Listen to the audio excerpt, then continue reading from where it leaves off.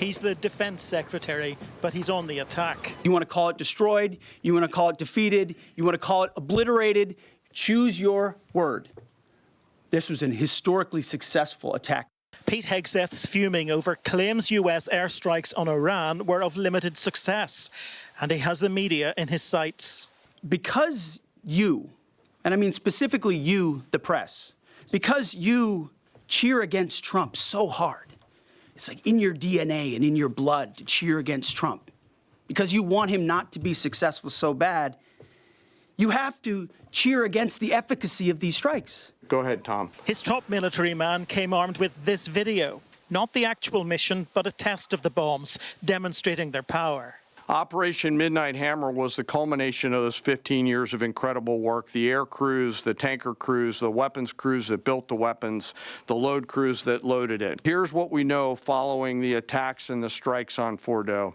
First, that the weapons were built, tested, and loaded properly. Two, the weapons were released on speed and on parameters. Three, the weapons all guided to their intended targets and to their intended aim points. But Iran's supreme leader says the Americans are exaggerating. He was speaking for the first time since the ceasefire. The US attacked our nuclear facilities, a matter that is independently worth pursuing for prosecution in international courts. But they failed to do anything significant. The President of America greatly exaggerated what had happened. It became clear that he needed this exaggeration. This isn't just about what happened thousands of miles away in Iran. It's about the credibility of this White House. Overstating success or concealing failure would erode trust. And people want to know that the bombing last weekend was worth the risk.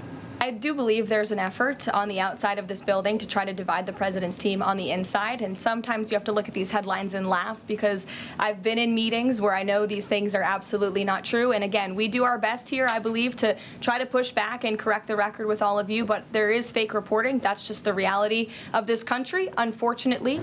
There's a ceasefire in the Middle East and a battle for truth raging in America.